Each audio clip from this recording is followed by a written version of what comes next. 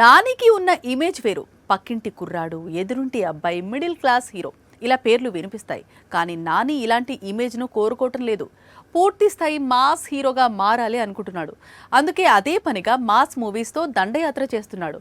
చేతిలో కత్తి అయినా ఉండాలి, లేదా గన్ అయినా పేలాలి అంటున్నాడు.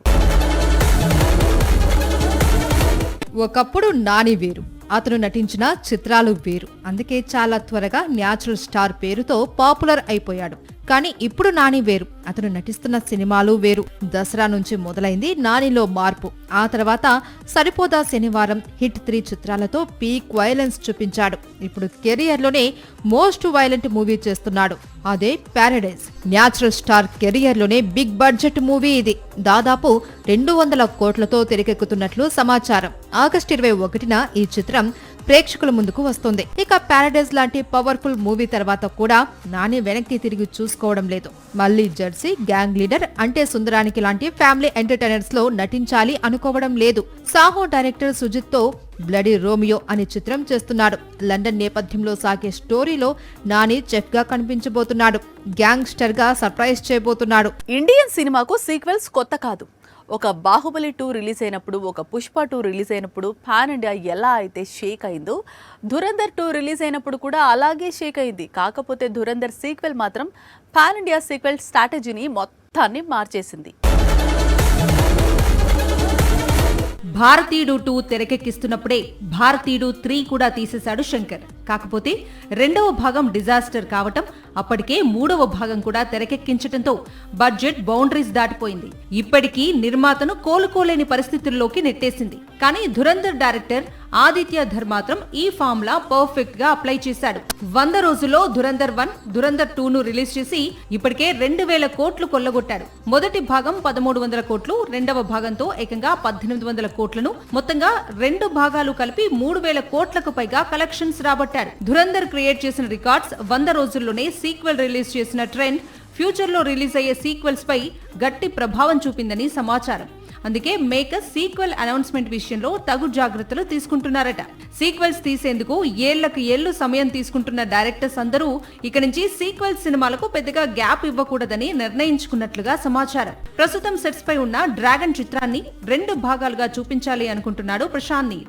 అయితే జూన్ 11న మొదటి భాగం విడుదల తర్వాత ఇయర్ ఎండ్ లేదా 2028 ప్రారంభంలో రెండవ భాగం విడుదల ఉండబోతోందని బలంగా ప్రచారం సాగుతోంది. అంతేకాదు ధురంధర్ చిత్రాల తర్వాత కథా కథనంపై దర్శక నిర్మాతలు ప్రత్యేక దృష్టి పెడుతున్నారట. ఒకప్పుడు ఏడాదికి ఒక సినిమా చేసే కమల్ హాసన్ ఇప్పుడు ఒకేసారి pan India multi starrer universe సినిమాలతో ఫుల్ బిజీగా ఉన్నారు.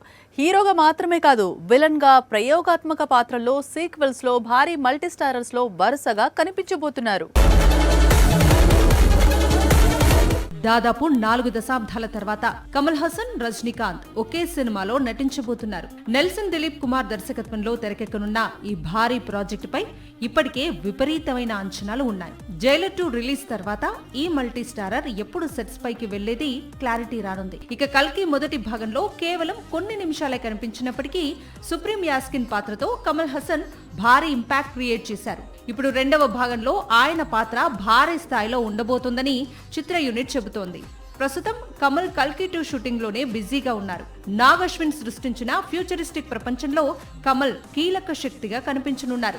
మరోవైపు పెండింగ్ లో ఉన్న ఇండియన్ 3 చిత్రాన్ని పూర్తి చేసి విడుదల చేసే దిశగా చర్చలు జరుగుతున్నాయని కోలీవుడ్ వర్గాలు చెబుతున్నాయి. ఇక స్టంట్స్ కొరియోగ్రాఫర్స్ అన్బిరు దర్శకత్వంలో కమల్ హాసన్ నటిస్తున్న కొత్త చిత్రం కూడా త్వరలో పూర్తి స్థాయిలో చిత్రీకరణ ప్రారంభించుకోనుంది. ఇందులో కమల్ డ్యూయల్ రోల్ చేస్తున్నట్లుగా సమాచారం. ఇవన్నీ కమల్ చేయాల్సిన ప్రాజెక్టులు కాగా, లోకేష్ కనగరాజ్ దర్శకత్వంలో విక్రమ్ సీక్వెల్, అలాగే జననాయకన్ మేకర్ వినోద్ దర్శకత్వంలో పవర్ఫుల్ ఫిల్మ్ ఎప్పుడు తెరకెక్కుతాయి అనేది క్లారిటీ రావాల్సి ఉంది. మరోవైపు నిర్మాతగా అమరన్ లాంటి బ్లాక్ బస్టర్ చూసిన కమల్ ఇప్పుడు శివకార్తికేయన్ హీరోగా ఒక చిత్రం, రజనీకాంత్ హీరోగా మరో చిత్రాన్ని నిర్మిస్తూ ప్రొడ్యూసర్ గా సైతం దూసుకుపోతున్నారు. కీర్తి సురేష్ ఒకప్పుడు మిగతా ఇండస్ట్రీ సంగతి ఏమో కానీ టాలీవుడ్ లో మాత్రం చాలా క్రేజ్ ఉండేది. మహానటి తర్వాత కీర్తి ఇమేజ్ చాలా పెరిగింది. కానీ చేసిన సినిమాలే కలిసి రాలేదు. ఇప్పుడు ఇదంతా ఎందుకంటే ఆమె కెరీర్ను రీసెట్ చేసే పనిలో పడింది. అందుకు మళ్ళీ తెలుగు చిత్రాల మీదే ఆధారపడుతోంది. కీర్తి సురేష్ కోలీవుడ్ మాలీవుడ్ హీరోయిన్ అయినా ఆమెకు బ్రేక్ ఇచ్చింది మాత్రం తెలుగులో నటించిన నేను శైలజ చిత్రం. నేను శైలజ విజయం తరువాత తెలుగులో వరుసగా సినిమాలు చేస్తూ వెళ్ళింది. అదే స్పీడ్ లో మహానటి లాంటి బయోపిక్ ఆమె కెరీర్ ను మలుపు తిప్పింది.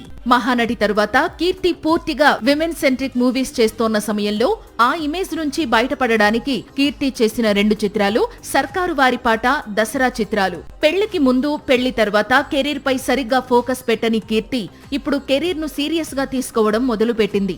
ఆల్రెడీ తెలుగులో విజయ్ హీరోగా నటిస్తోన్న పాన్ ఇండియా మూవీ రౌడీ జనార్దనలో నటిస్తోంది. ఇప్పుడు మనశంకర వరప్రసాద్ లాంటి బ్లాక్ బస్టర్ తరువాత అనిల్ రావిపూడి డైరెక్ట్ చేస్తోన్న కొత్త చిత్రంలోనూ కీర్తినే కథానాయికగా కనిపించబోతోంది. కొత్త చిత్రంలో వెంకీతో కలిసి ఆడి పాడబోతోంది. సాక్షి టీవీ ప్రసారాలను నిలిపివేయటం చట్టరీత్యా నేరం. సాక్షి టీవీ ప్రసారాల కోసం మీ స్థానిక కేబుల్ ఆపరేటర్ను వెంటనే సంప్రదించండి. DTH లో ఇంటర్నెట్లో కూడా సాక్షి టీవీ ప్రసారాలను వీక్షించవచ్చు.